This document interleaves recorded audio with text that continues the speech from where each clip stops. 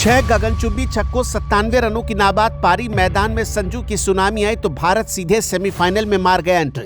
बुमराह की यॉर्कर संजू की सनसनी ने बचाई भारत की लाज, जिसको बाहर करने पर तुली थी दुनिया, उसी ने वेस्टइंडीज के गुरूर को तोड़ा। जीत तो गया भारत, लेकिन पकड़ी गई सबसे बड़ी कमजोरी। अगर दूर नहीं किया तो सेमीफाइनल में होगी भारी मुसीबत, टेंशन में गंभीर। जो लोग कह रहे थे कि टीम इंडिया दबाव में बिखर जाएगी, उन्हें आज वानखेड़े की गूंज और संजू सैमसन के बल्ले की तड़तड़ाहट ने करारा जवाब दे दिया।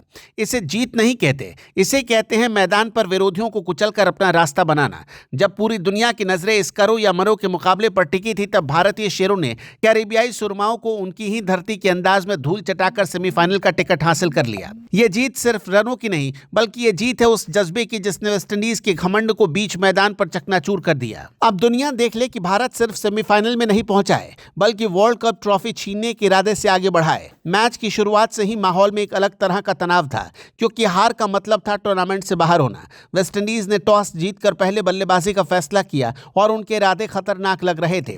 निकोलस पूरन और शाई होप ने शुरुआत में भारतीय गेंदबाजों पर दबाव बनाने की कोशिश की। पूरन ने कुछ बड़े शॉट्स खेलकर भारतीय खेमे की धड़कनें बढ़ा दी।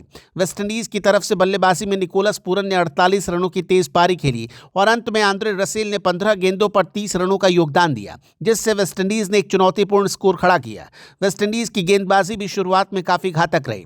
अलजारी जोसेफ और अकील हुसैन ने भारतीय टॉप ऑर्डर को परेशान किया और रोहित शर्मा और विराट कोहली के जल्दी आउट होने के बाद ऐसा लगने लगा कि मैच भारत के हाथ से फिसल रहा है। लेकिन टीम इंडिया के इरादे कुछ और थे। जब वेस्टइंडीज बड़े स्कोर की तरफ बढ़ रहा था, तब भारतीय गेंदबाजों ने मोर्चा संभाला। जसप्रीत बुमराह ने अपनी यॉर्कर से वेस्टइंडीज के बल्लेबाजों के पैर उखाड़ दिए।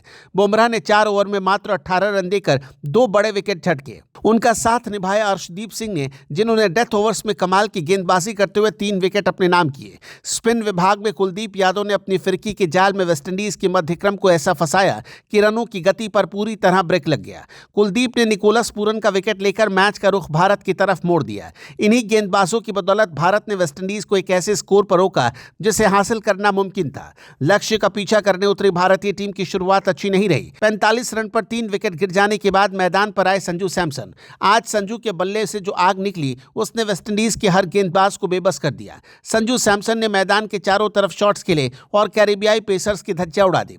उन्होंने अपनी पारी में 10 चौके और 6 गगनचुंबी छक्के लगाए। संजू सैमसन 97 रन बनाकर नाबाद रहे और मात्र 3 रन से अपना शतक चूक गए, लेकिन उनकी इस पारी ने भारत को 5 विकेट से यादगार जीत दिला दी। संजू का साथ हार्दिक पांड्या ने दिया, जिन्होंने 25 रनों की सूझबूझ पारी खेलकर दबाव को कम किया। अब भारत का अगला पड़ाव है सेमीफाइनल, जहां उसका सामना कट्टर प्रतिद्वंदी इंग्लैंड से होगा। यह मुकाबला 5 मार्च को मुंबई के ऐतिहासिक वानखेड़े स्टेडियम में खेला जाएगा। वानखेड़े की पिच हमेशा से बल्लेबाजों के लिए मददगार रही है और यहां का इतिहास गवाह है कि भारत ने इस मैदान पर कई ऐतिहासिक जीत दर्ज की है। वानखेड़े स्टेडियम में भारत का रिकॉर्ड बेहद शानदार है। इसी मैदान पर भारत ने 2011 का वर्ल्ड कप जीता था। T20 फॉर्मेट में भी भारत ने यहां 80% से ज्यादा मैच जीते हैं। यहां की लाल मिट्टी की पिच पर उछाल अच्छा रहता है, जो भारतीय बल्लेबाजों को रास आता है। साथ ही शाम के समय यहां ओस की भूमिका भी महत्वपूर्ण होगी, जो बाद में बल्लेबाजी करने वाली टीम को फायदा पहुंचा सकती है। भारत ने जिस तरह से वेस्टइंडीज को पटखनी दी है, उससे इंग्लैंड की टीम भी दहशत में होगी। संजू सैमसन की फॉर्म और गेंदबाजी का सटीक निशाना भारत को इस वर्ल्ड कप का सबसे प्रबल दावेदार बनाता है। अब करोड़ों भारतीयों की दुआ टीम के साथ है कि 5 मार्च को वानखेड़े में फिर से वही इतिहास दोहराया जाए और भारत फाइनल की तरफ कदम बढ़ाए।